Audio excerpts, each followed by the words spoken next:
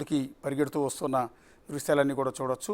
So ఇప్పుడే చంద్రబాబు నాయుడు తన వెహికల్లోంచి కిందికి దిగిపోతున్నారు. దృశ్యాల్లో కూడా మీకు చంద్రబాబు నాయుడు కనిపిస్తున్నారు. తన కాన్వాయ్ నుంచి దిగబోతున్న సందర్భంలో ఇప్పుడు రేవంత్ రెడ్డి, బట్టి విక్రమార్క, ఇతర అధికారులంతా కూడా బయటకు వచ్చి ఆయనకు స్వాగతం పలికి అక్కడ నుంచి లోపలికి తీసుకెళ్లే అవకాశాలు అయితే మనకి కనిపిస్తూ ఉన్నాయి. అక్కడ ఉన్న ఆ కెమెరాలు చంద్రబాబు నాయుడిని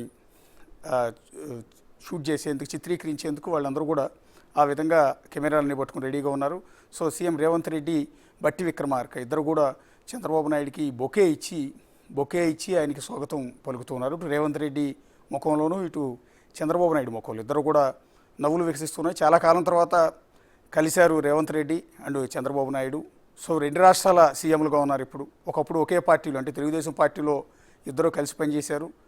అలాంటి చంద్రబాబు నాయుడు ఇప్పుడు ఆంధ్రప్రదేశ్కి సీఎంగా ఉంటే, రేవంత్ రెడ్డి తెలంగాణ రాష్ట్రానికి సీఎంగా ఉన్నారు. ఈ సందర్భంలో బట్టి విక్రమార్క చంద్రబాబు నాయుడికి బొకే ఇచ్చి లోపలికి ఆహ్వానిస్తున్నారు. పక్కనే మంత్రి దుద్దిళ్ల శ్రీధర్బాబు ఉన్నారు. అట్లా పొన్నం ప్రభాకర్ ఇద్దరు కూడా చంద్రబాబు నాయుడిని పలకరించారు. రేవంత్ రెడ్డి లోపలికి వెళ్దాం పదమని ఆహ్వానిస్తూ ఉన్న దృశ్యాలు. ఒకటి చంద్రబాబు నాయుడు, అటు రేవంత్ రెడ్డి ఇద్దరు ముఖాల్లో కూడా చాలా నవ్వు, చాలా మంచి వాతావరణం, ఆహ్లాదకరమైన వాతావరణం మనకు అక్కడ కనిపిస్తుంది. గతంలో ఎప్పుడు కూడా ఈ రెండు రాష్ట్రాల సీఎంలు ఈ విధంగా ఒక చోట నిలబడి నవ్వుతూ మాట్లాడుకున్న సందర్భాలు, చర్చించుకున్న సందర్భాలు ఎప్పుడు కూడా లేవు. ఇప్పుడు రెండు రాష్ట్రాల మధ్య మంచి సంబంధాలు ఉండాలి, ఎలాంటి విభేదాలు ఉండకూడదు, ఎలాంటి సమస్యలు ఉండకూడదు. రెండు రాష్ట్రాలు అభివృద్ధిలో ముందుకు పరిగెత్తాలి.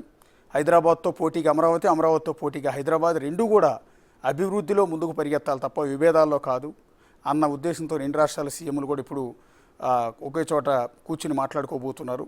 సో తెలంగాణ తరఫున ముఖ్యమంత్రి రేవంత్ రెడ్డి, డిప్యూటీ సీఎం మల్లు బట్టి విక్రమార్క, ఇతర మంత్రులు పొన్నం ప్రభాకర్, దుద్దిళ్ల శ్రీధర్బాబు, ఇతర అధికారులంతా కూడా వచ్చి చంద్రబాబు నాయుడిని ఆహ్వానం పలికి సమావేశం జరిగే హాల్ లోపలికి తీసుకెళ్తున్న దృశ్యాలని మనం అక్కడ గమనించవచ్చు. చంద్రబాబు నాయుడు వెంట మంత్రి అనగాన సత్యప్రసాద్ కనపడుతూ ఉన్నారు, చీఫ్ సెక్రటరీ కనపడుతూ ఉన్నారు.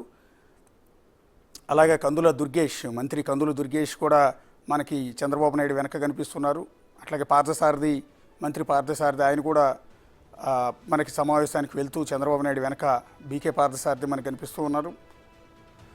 సో రేవంత్ రెడ్డి స్వయంగా రేవంత్ రెడ్డి, బట్టి విక్రమార్క ఇద్దరు కూడా వెంట పెట్టుకుని ఆ సమావేశం హాల్లోకి తీసుకెళ్తూ ఉన్న దృశ్యాలు. ఒక విధంగా చంద్రబాబు నాయుడికి గ్రాండ్ వెల్కమ్ అనే చెప్పాల్సి ఉంటుంది.